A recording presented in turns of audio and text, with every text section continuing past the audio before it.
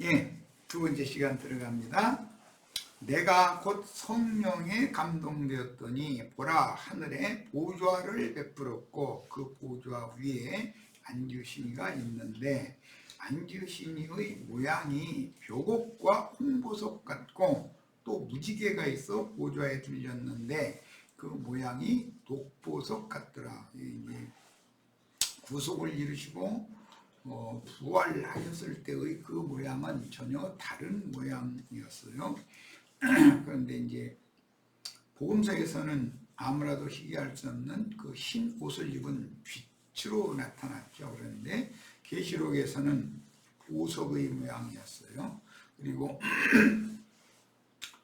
무지개로 보였는데 에스겔 1장에 보면 무지개는 여호와의 형상의 영광의 형상의 모양이다 이렇게 설명이 되어 있고, 무지개가 보좌에 들렸는데 보좌에 들린 무지개의 모양은 녹보석이었다 그랬어요. 이제 보석 이야기가 앞으로 많이 나옵니다. 벽옥, 제스퍼라고 그러죠. 흔히 속세에서는 도장이나 반지의 재료로 사용하는 옥이고, 홍보석이라는 건 이제 붉은 보석 돌이죠. 그 다음에 녹보석은 이제 녹색, 초록색의 보석을 말하는 거예요. 이것은 예수 그리스도의 인생과 대속제물과 그 다음에 영광에 들어가신 모습을 대표적으로 보석의 모양으로 보였어요. 주님을 만난 그 증인들은 주님의 얼굴이 사람처럼 이렇게 나타나는 것이 아니다라는 걸 아셔야 돼요. 얼굴은 보여주시지를 않죠. 옷자락만 보이고 음성만 들려주시는 거예요. 주님과 얼굴을 맞대고 뭐 얘기 나눴다 이렇게 글쎄 그거는 그런 성경과는 맞지 않는 이야기예요. 하늘에 베푸신 보좌는 성막, 성전, 지성소의 속죄소, 시은좌, 은혜의 보좌라고 그러죠. 영광의 보좌라고 해요. 이걸로 상징이 되었고, 아브라함의 후사들을 위해서 하늘에 준비하신 한 성인, 위에 있는 예루살렘 곧 하나님의 영광만 충만한 거룩한 성, 새 예루살렘입니다. 그리스도께서 인간 세상에 내려와 구속을 위해서 죽임을 당하시고, 그런 예수의 몸은 홍보석이죠. 예수의 영혼은 홍보석으로 형상화됐죠. 장사되었다가 부활 승천하여 하나님의 영광에 참여하신 그 모습은 벽옥, 홍보석, 이것은 세상에 오셔서 구속을 위해서 죽임당하셨다가 부활하신 예수를 말한 거고, 무지개의 모양으로서 녹보석으로 보이는 무지개 모양은 주님 생명이신 그리스도의 표현이기 때문에 창세 전부터 아버지와 인자 예수가 인격적으로 함께 가졌던 그 영광을 지금 되찾은 상태를 이렇게 형상화해서 보석, 새 보석으로 비유를 했어요. 자, 그 다음에 그리스도께서 인간 세상에 오셔서 구속을 위해 죽임을 당하시고 장사되었다가 부활 승천하여 하나님의 영광에 참여하신 후 천국의 영광인 하늘과 땅의 모든 권세를 받아 가지고 영광 중에 시천사들인 작은 소자들, 증인들, 계시록에서는 네 생물로 대표가 되었어요. 함께 강림하여 음부의 권세를 이기는 주님의 교회, 음부의 문을 얻는 종들을 통해서 주님의 교회를 세웠어요.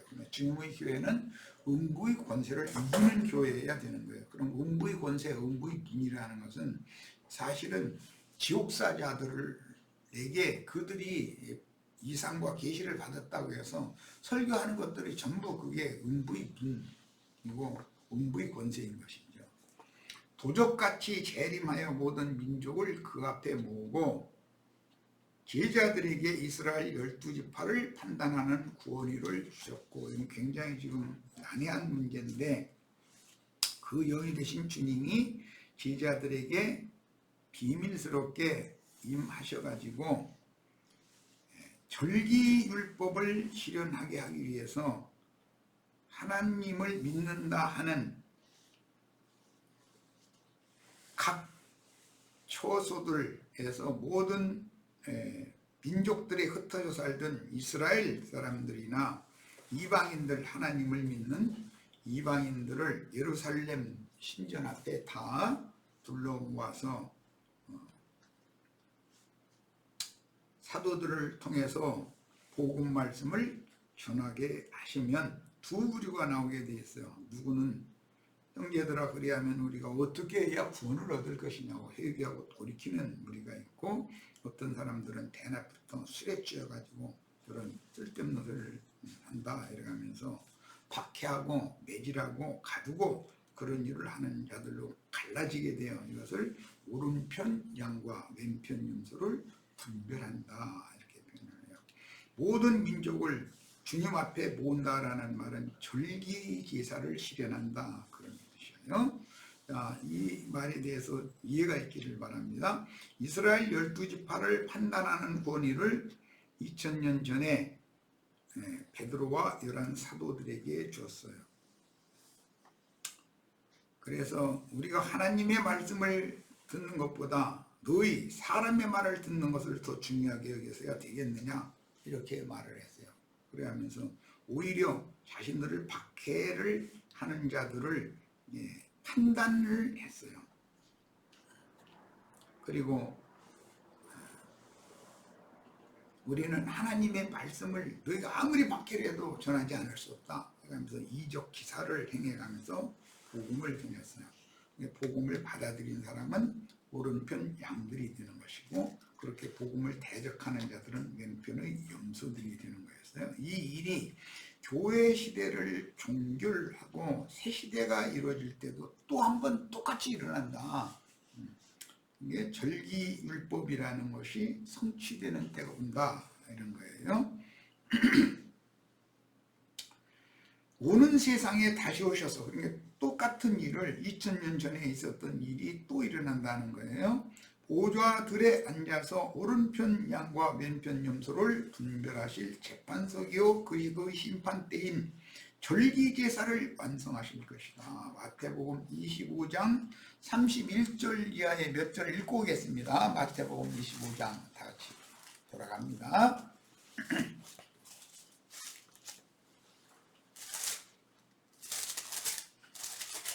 31절 인자가 자기 영광으로 모든 천사와 함께 올 때, 여기 모든 천사는 지천사들과 그룹 천사들이 함께 오는 거예요. 올 때 자기 영광의 보좌에 앉으리니 그 영께서 교회 위에 보좌를 정하는 것을 의미하는 것이고, 개인적으로는 제자들의 심령과 마음을 보좌로 삼는 것을 의미하는 거예요. 모든 민족을 그 앞에 모은다 그랬어요.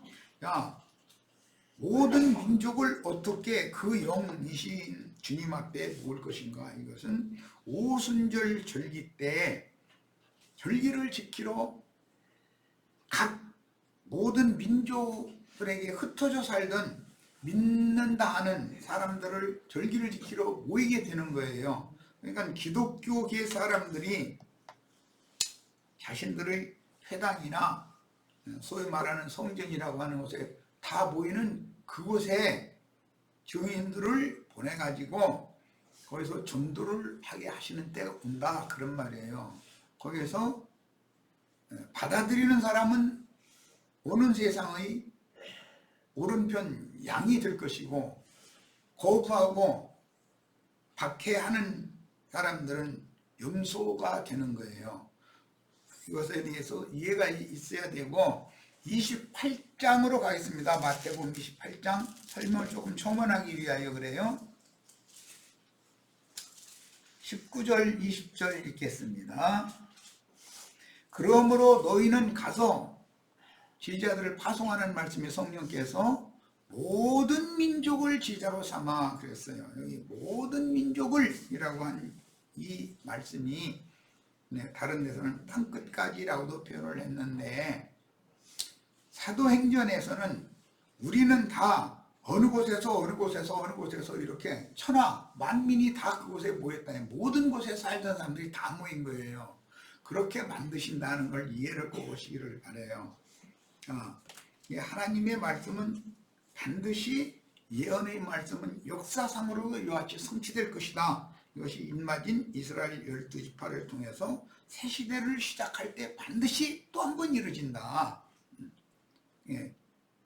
오순절께 성령이 임했던 이런 일이 입맞은 12지파를 통해서 또 한 번 당연히 이루어진다는 거예요. 그래야 메시아의 왕국이 성취가 되기 때문이에요. 거기에 대해서 이해가 있기를 바라요. 자, 다시 자료로 돌아갑니다. 그러므로 현세의 주님의 보좌는 그리스도의 세몸인 교회이며, 교회들에서 이기는 자들을 빼내어 뱀의 낯을 피하여 양육한 영혼들을 음부낙원으로 데려가서 충만한 수를 채운 후에 그 부활, 즉 첫째 부활에 참여한 자들을 영광의 도성으로 데려가실 때는 당연히 영의 몸을, 흰두루마기를 이렇게 입혀주신다 그랬는데 영의 몸을 덧입혀가지고 데려가시는 거예요. 교회 중에서 데려감을 받은 이기는 자들과 함께 오는 세상에 내려와서 지천사들이죠. 천하와 한민을 그 앞에 다시 모으는 절기 집회를 실현하신 후에, 그러니까 사도행전 2장에서 4장 때 오순절 절기 집회를 실현하기 전에 예수님이 부활 때 구약시대의 모든 이기는 자들이 무덤이 열리며 바위가 터지고 자던 자들이 일어나서 주와 함께 영광의 성에 들어갔어요. 그 일이 사도행전에서 성취가 되었고 오는 세상에서 또 이루어진다 이거예요. 한 번 더. 그 다음에 소자들, 즉 내생물들, 장로들에게 당세의 백성 중에서, 이건 대표자들이에요. 그 당세 사람들의 구속받은 사람들, 구원 얻은 사람들을 대표성으로 지금 말하는 거예요. 당세의 백성 중에서 우편 양과 좌편 염소를 분별하게 하신 후에 그 천년이 차도록 새 세상을 경영하시게 되는데, 이것이 메시아 왕국의 성취인 것이다. 현세에는 교회가 메시아의 왕국인 것이죠. 여기가 낙원이에요. 자, 주님의 영원한 보좌는 성막 성전의 지성소에 있는 속죄소인 영광의 보좌이며, 땅의 짐승들과 바다 짐승들이 썩어질 영광 보좌. 버가모 교회에는 사탄의 보좌가 있다고 그랬어요. 세상 교회에는 마귀의 보좌가 거기에 있어요. 주님의 교회에는 하나님의 보좌가, 그 영광 보좌가 거기에 있어요. 이것의 연장을 잘 이해를 하셔야 돼요.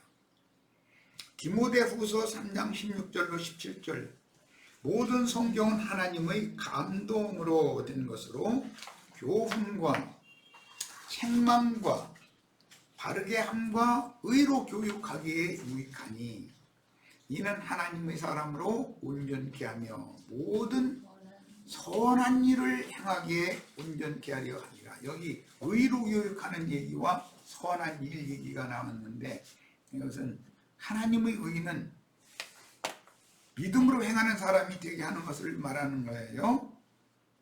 선한 일을 행한다는 것은 예수 그리스도를 믿음으로 행하는 생각, 말, 행동, 즉 교회 생활을 의미하는 거예요. 어제 마침 성령의 9가지 열매가 나왔었는데, 이것은 어떠한 교회 생활을 할 거냐 이거예요. 성령의 열매라는 말은 그걸 말하는 것이지, 인간 나라에서 윤리 도덕적으로 좋은 사람 되고 저 사람 법 없어도 살 사람이라는 그런 소리 듣게 만들고, 고상한 것 이게 추구하는 그런 사람, 그 위선자 되게 만들고, 그런 걸 말하는 것이 아니에요. 자, 베드로후서 1장 20절로 21절입니다. 먼저 할 것은 경의 모든 예언은 사사로이 풀 것이 아니니 예언은 언제든지 사람의 뜻으로 낸 것이 아니요 줄쳐놓습니다. 오직 성령의 감동하심을 입은 사람들이 하나님께 받아서 말하는 것입니다. 굉장히 중요한 말이에요. 하늘 보좌로 올라가려면 성령의 감동을 받아야 되기 때문이에요. 계시록 4장에 하늘문이 열린 하늘문을 그 너머에 보좌에 앉아 계신 주님과 천천만만의 천사들이 호위하고 있는 모습을 요한에게, 반모섬의 요한에게 보여주시고 이리로 올라오라 그랬어요. 반모섬에 있는 요한을 하나님의 주님의 보좌 앞으로 어떻게 올리겠어요?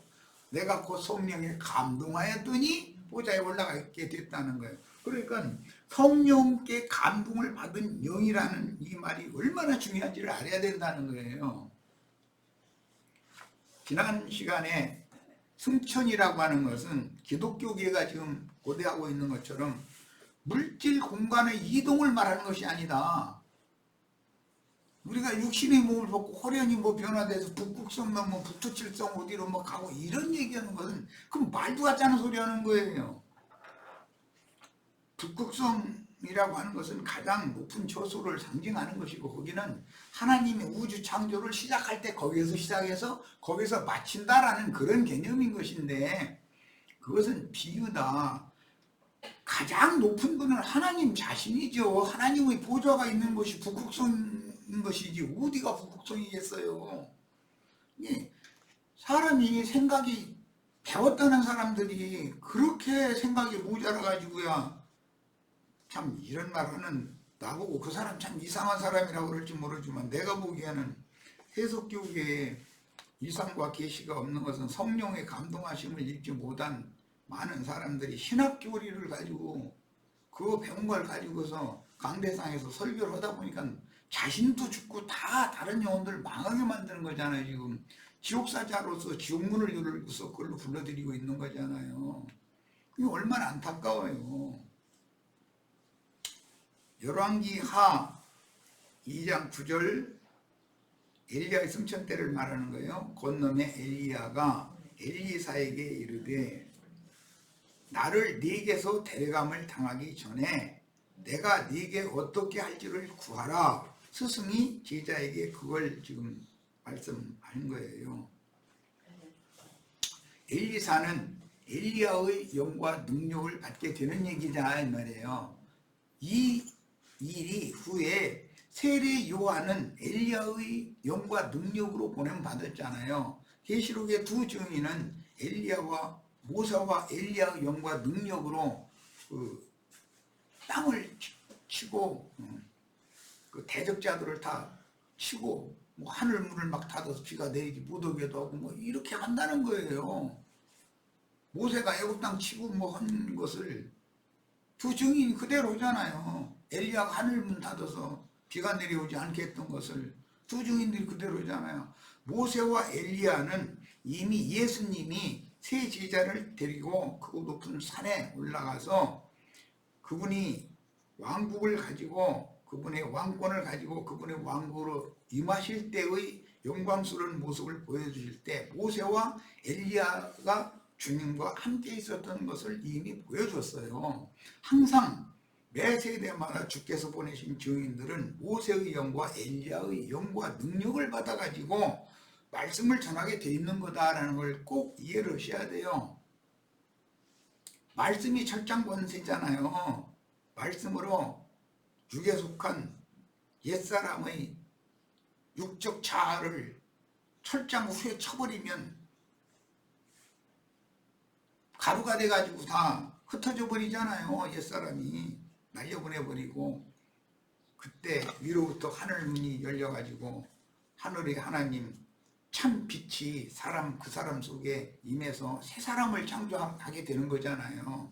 이런 이야기는 누구나 성경을 읽으면 다 알 수 있는 이야기예요. 그런데도 내가 이런 것을 증거로 하면 이상한 소리라고 생각하는 거예요. 왜 그래? 육에 속하고 땅에 속한 사람의 육적 자아로 굳어져 있다. 죄 땀으로 꽉 막혀 있다 이거예요. 그래서 그래요.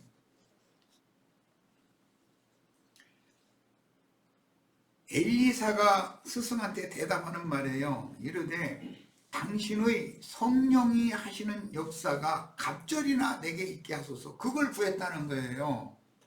자, 성령에 감동한 영감, 히브리어는 이제 루아흐라고 그러는데 성령이니 당신에게 몸신 성령이라는 뜻으로서 신약시대에 침례자 요한은 엘리야의 심령과 능력으로 보내심을 받았고 계시록 11장의 두 증인은 모세와 엘리야의 영과 능력으로 그 사역을 수행한다.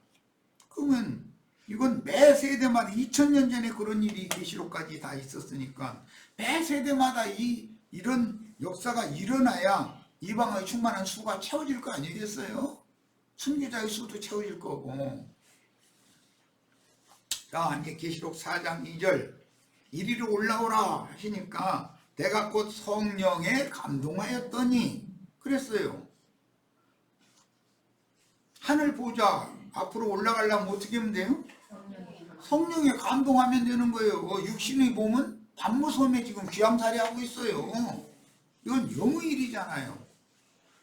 하늘 문이 열려서 하늘로 올라가고 말고 뭐 이런 얘기를, 육신의 몸이 죽지도 않고 뭐 화려히 변화돼서 휴거된다고 이런 소리 고지 듣고 있으면 큰일 납니다. 어린 양의 피로 씻음을 받은 양심은 믿음으로 참 하늘인 예수의 영에 연합됨으로 속사람을 주님의 영광 보좌, 은혜의 보좌이며 속죄소, 이 실제인 그리스도 예수의 양심 앞에 승천시킨다. 성령의 감동을 받은 영은 예수님의 양심, 영광, 하나님의 영광 보좌 앞에 딱 이끌어 갈 수 있다. 이거는 끌어올려 간다. 지난 시간에 그 홀업이라고 이렇게 번역한 영문, 내 발음이 맞나? 이것도 저기 이나자매하고 수잔자매하고한테 한번 검증받아야 돼.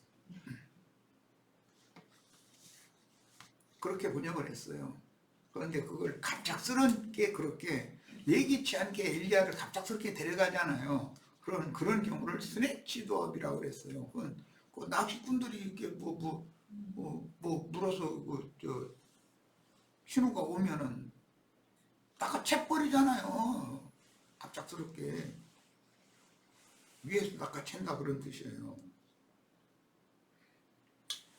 그런 것을 무슨 놈의 그 말은 무슨 뜻이에요? 갑작스럽게 죽음을 맞는다 그 말이지.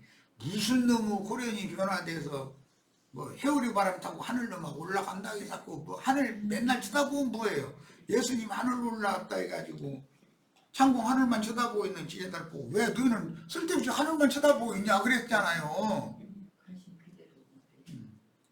너희 곁에 흰옷 입은 두 천사가 있는데 그들한테 얘기를 들어보고 그들이 지시하는 대로 하면 그게 그들의 이 영과 생명의 말씀을 너희가 영으로 받아들이면 주님이 너희 속으로 들어오는 것이 승천하는 것이지 무슨 놈의 창공 하늘로 어디로 올라가겠냐 그 얘기가 사도행 1장에 나오잖아요.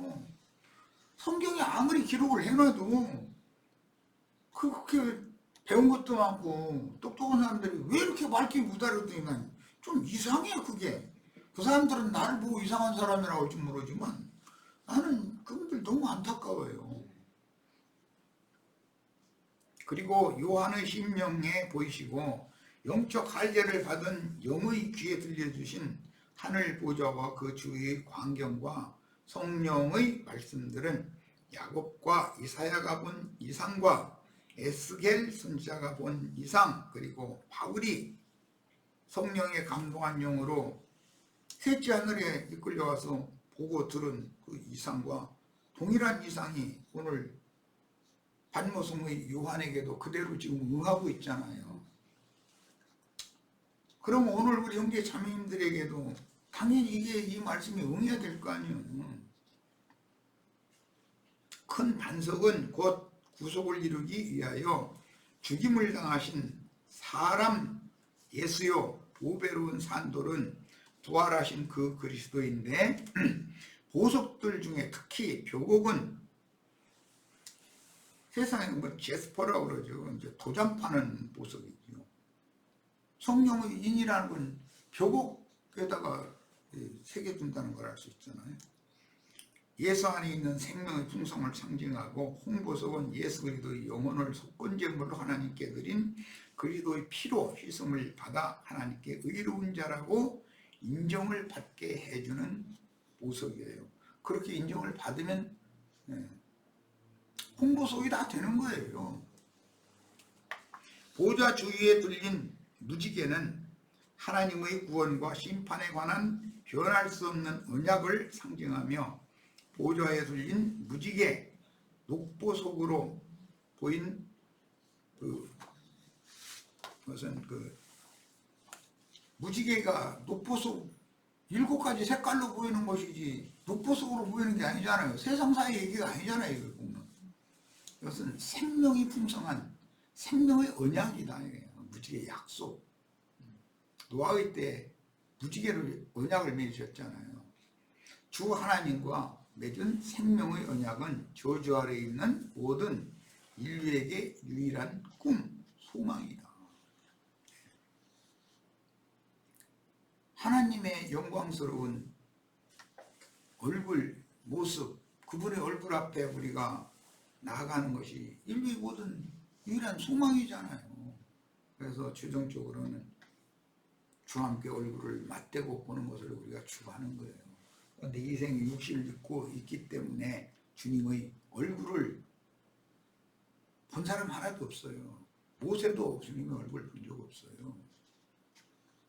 디모데서에 보면 하나님의 영광스러운 얼굴을 아무도 볼 수 없다 이렇게 표현이 되어 있어요. 그럼 육신을 입었을 때는 안 보여주시는 거예요. 최후의 육신을 입은 상태로 주님의 영광의 얼굴을 보면 즉사하는 거죠. 이 육의 장막을 벗고 신부성의 대대감을 받고 나면 거기에는 하나님의 성전이라는 것이 별도로 없더라. 그 성 자체가 하나님의 성전이고 그 성전 안에 주님이 충만히 임재 계시는데 그게 하나님의 영광이 충만하더라. 이랬잖아요. 그런데 불필요하게 하나님 누가 만나가지고 북극성에서 얼음바다에서 스케이트 탔느니 이런 얘기하지 말아야지. 바쁜데. 자, 계시록 4장 4절로 갑니다. 또 보좌에 들려 24 보좌들이 있고 그 보좌들 위에 24 장로들이 흰옷을 입고 머리에 금면리관을 쓰고 앉았더라 그랬는데 예수님이 마태복음 25장 31절 이하에서 작은 소자들과 함께 보좌들이 앉아서 우편량과 왼편 점수를 분별하게 해주겠다 이렇게 표현을 하셨어요. 24 장로들은 영원전 하늘 보좌에서 하나님을 섬기며 찬양하는 영광스러운 직무를 맡았던 그룹 천사들의 직무를 대체한 사람 천사들 곧 모든 지천사들을 대표하며 신구약시대의 모든 성도를 대표하는 교회의 장로들을 의미한다. 그런데 계시록에서는 거룩한 성의 12진주문과 거룩한 성의 12기초석들로서 12진주문에는 이스라엘 12지파의 이름이 기록이 되었고 12기초석 보석들에는 12사도의 이름이 기록되었다. 이렇게 설명이 되어 있어요. 자, 24 장로라는 것은 신구약시대의 모든 교회의 대표자들을 총칭하는 용어다라는 걸 알 수가 있어요.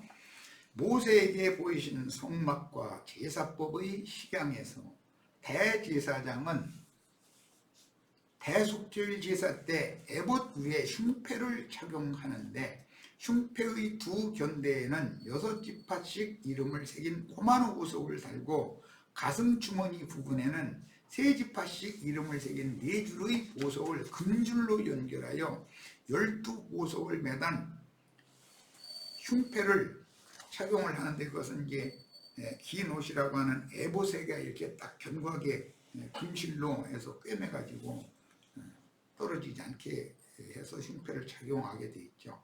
즉 양어깨 12지파의 양어깨 12지파와 가슴에 12사도의 이름을 새긴 보석들과 함께 영광의 보좌에 나아가서 그룹 사이에서 말씀하시는 아담 세계의 저주, 아담 세계는 하늘과 땅이다. 저주가 임했어요.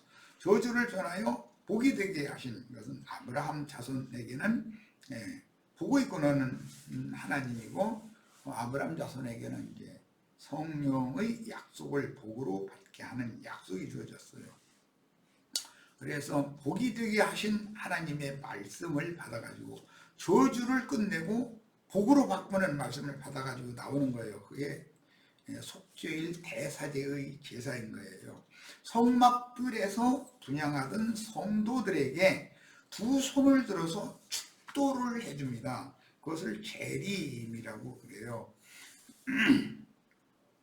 그러니까 오늘인가 마침 우리 유영교님이 기도에 대해서 이제 같이 생각해 보자고 집회의 중심 주제를 올려놨더라고요. 그런데 다 나는 형제들이 줌 집회를 인도하는 것 자체가 다 하나님의 어떤 깊은 뜻이 있어서 이렇게 하신다라고 나는 분명하게 이렇게 믿고 있어요. 기도는 이제 크게 뭐 세 가지를 예별할 수 있는, 첫째는 회개하는 거예요. 그 다음에는 서원을 아뢰는 거예요. 그런데 대부분 육체의 욕구를 채워달라고 이렇게 하죠. 서원을 아뢰는 것은 나로 하여금 빨리 이 육성을 벗어버리고 예수 그리스도의 형상과 모양으로 재창조된 모습으로 이 육을 벗어버리고 영광의 성에 들어가도록 나에게 은혜를 입혀 주시라고, 그걸 구해야 참다운 서원 기도가 되는 것이죠. 그리고 또 한 가지는 축도하는 거예요. 사람들에게 내가 은혜를 입고 내가 받은 은혜를 다른 사람도 함께 입도록 다른 사람들에게 축복의 말을 해야 된다 이거예요. 그럼 축복하라고 그러면 막 돈 많이 벌고 뭐 사업 잘 되고 그런 생각을 가지고 있으니 이게 도대체 말이 안 통하는 거예요. 가장 큰 축복이라는 것은 성령의 약속을, 아담 세계의 저주를 변하여 아브라함에게 약속하신 그 성령의 약속을 복으로 바꿔서 받게 하는 것, 그것이 축도인 거예요. 그 세 가지가 대표예요. 회개하는 것, 소원을 아뢰는 것, 그 다음에 축복하는 것, 세 가지가 오늘 그 주님께 잘 하시라고 내가 미리 이 말씀을 잠깐 드린 거예요. 대제사장의 제사가 이렇게 3단계를 한다. 먼저는 회개를 위해서 제물을 죽이고 피를 뿌리는 거예요. 속죄하는 거예요. 그 다음에는 이 백성들이 지난 한 해 동안에 이런 여러 가지의 범죄들을 저질렀지만 내가 대표로 드리는 이 제물을 받으시고 이 백성들은 용서해 주세요. 소원 기도를 하는 거예요. 대제사장은. 그러면 지난 1년 동안 너에게 맡긴 이스라엘 백성들의 모든 죄가를 내가 다 용서했다. 그럼 나와서 그 말씀으로 축도를 하는 거예요. 축복의 말씀하는 거. 그게 기도예요. 제사라는 건 기도하는 거죠. 분양하는 거니까. 이런 구약시대의 속죄제사로 상징된 모형은 구원하시는 여호와인 예수 그리스도께서 세상의 모든 범죄를 대신 짊어지고 하나님의 영광 앞에 승천하여 속죄함으로 하나님의 받으심이 된 후에 단번에 구속을 실현하였고 그 영으로 재림하여 믿는 참 제자들에게로 돌아와서 저주를 그 영의 약속을 복으로 선포하실 것에 대한 그림자입니다. 저주가 변하여 복으로 바꿔지는 것. 아담을 통해서는 저주가 들어왔고 아브라함을 통해서는 복이 들어오는 거예요. 성경의 결론인 거룩한 성 새 예루살렘의 12진주문과 12기초석들로 완성되는 24반열은 구약 백성들인 이스라엘과 신약 백성들인 참 이스라엘을 합한 모든 하나님의 친백성들을 대표하는 장자들의 총회를 대표하는 자들을 24장로들이라고 암호화해서 말씀하는 것이다. 자, 두 번째 시간 여기까지서 마치겠습니다.